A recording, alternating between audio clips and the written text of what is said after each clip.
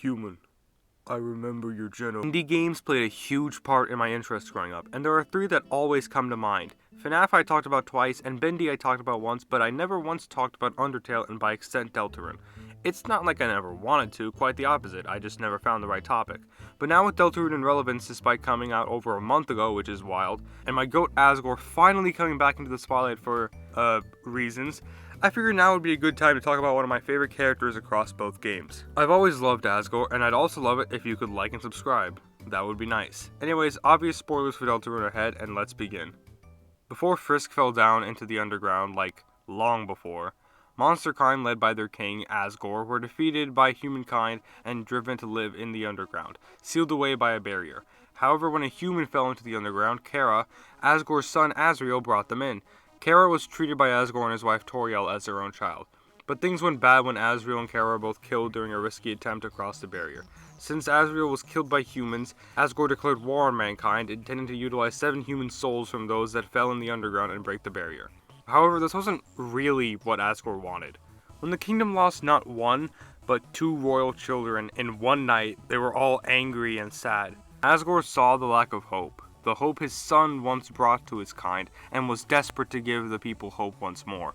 When Toriel realized that Asgore never intended on going to the surface with 1 soul and retrieving 6 more, then returning, and instead intended to wait for humans to fall one by one, she left him, disgusted.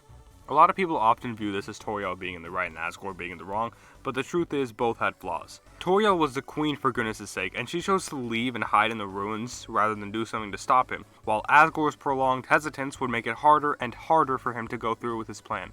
It's kind of sad, to be honest, because when you think about it, Asgore got so much pressure on his shoulders so fast. Both of his kids died, everyone wanted revenge, he declared revenge, and now he has to kill innocent humans in order to go through with this. When you consider the fact that he never really wanted any of this, it's pretty tragic. Anyways, yada yada yada. In the modern day, Frisk falls into the underground and has to face Asgore if they want to go home. Asgore doesn't appear until the end of the game, but he's foreshadowed throughout. First by Toriel warning Frisk of what they will have to face if they leave the ruins, then by several other monsters you meet. Mainly Undyne, captain of the Royal Guard, whom she knows pretty well, and who she, at first, serves without question, showing how monsters trust and love Asgore.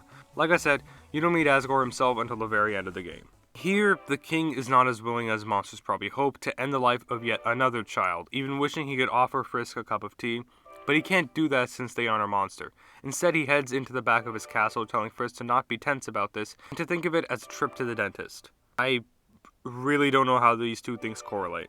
Do monster dentists differ from human dentists that much? Anyways, Asgore even says he's not ready either for what's going to happen. Asgore takes you to the barrier and gives you one last chance to resolve anything you need to before showing the 6 souls with 1 chamber empty ready for your soul. Right before the fight begins, Asgore has some final words.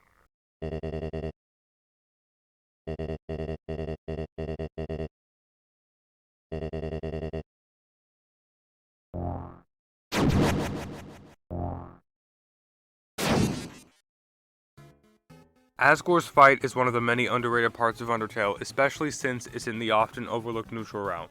For one, obviously, the mercy button is gone, but while it might seem like it's just a normal game mechanic to ensure you can't flee, I think it's deeper than that. This is the end for either you or Asgore.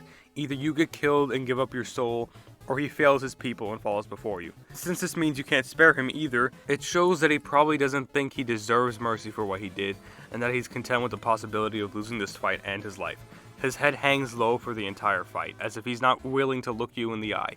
Every time you try to talk to him, telling him you don't want to fight, it seems to unnerve him a little, whether that's in how his hands tremble or how his breathing changes. And also, despite his stats saying he has 80 attack, he only deals 6 to 8 damage. All of this shows that he truly does not want to fight you, but he has to. Everyone, every monster is depending on him to do what needs to be done. And he's come so far, so you'd think he'd be more than willing to, but he's just tired. He's tired of doing this over and over and over. He doesn't want to harm another innocent soul for the sake of freedom. Even still, he has no other option but to fight, and his theme is so underrated. It sounds so tragic yet threatening, especially with the heartache motif showing he never forgot Toriel.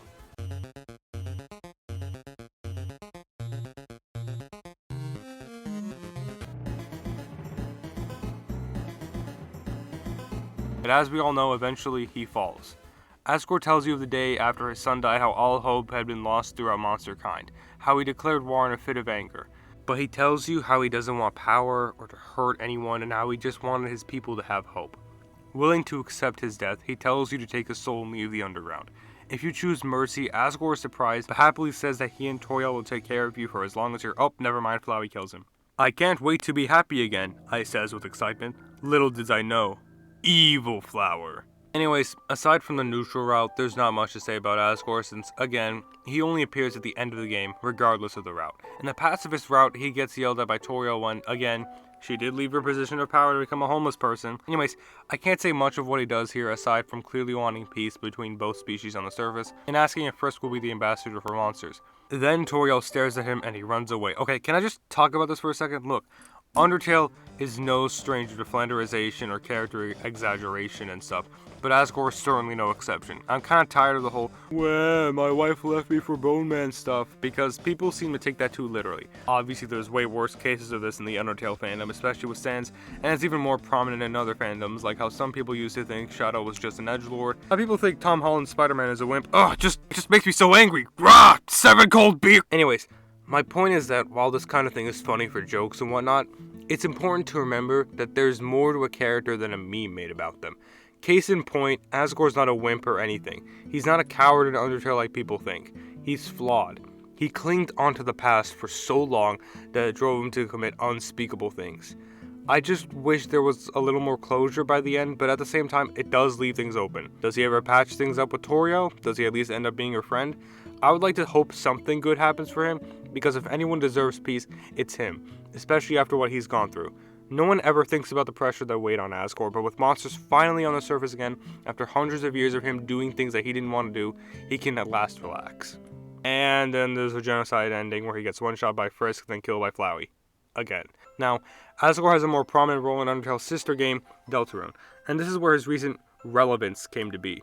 In Chapter 1, like Undertale, you don't meet Asgore until the end of the game in the Light World. Before that, though, we need to talk about the history of the Dreamer family. Asgore and Toriel raised Chris and Asriel along with their friends and neighbors Rudy and Carol Holiday, and their daughters Des and Noelle, with the two families being close for much of their kids' childhoods. Unfortunately, nothing good lasts forever, and with Des's disappearance, the family's bond began to crumble and fall apart. Asgore lost his job as a police thief? Asgore lost his job as a police chief and eventually went through the nastiest divorce possible to the point that even the TV suffered. Then Rudy got sick, then Chris and Noelle drifted apart, and then Asriel went to college, so that probably wasn't fun for Asgore. Well, probably not for anyone else involved either, but Asgore's the video topic, so that's what we're focusing on. And as Chapter 1 shows, things didn't get much better. By the time of Chapter 1, Asgore owns a flower shop named Flower King that he also lives in upstairs. Asgore isn't living the best, though. Even though he's happy to see Chris, he has a pretty bad living situation, all things considered. He sleeps on an old bed, the floor is a mess of plant stuff and of letters demanding rent, saying that he should stop giving away flowers and start selling them, and it's honestly pretty sad, as it's clear he took the divorce pretty hard, even telling Chris how he wants to take them and Asriel out to the diner like old times. This will come in handy later when I analyze him further. Anyways, aside from the fact his fridge has a single pickle and an egg for some reason, that's about it for this chapter. Oh, and if you give Toriel flowers from Asgore, she throws them away in the next chapter. In Chapter 2, you only see Asgore in Sans' convenience store, as Chris and Susie stay to the left while Toriel makes jokes with Sans.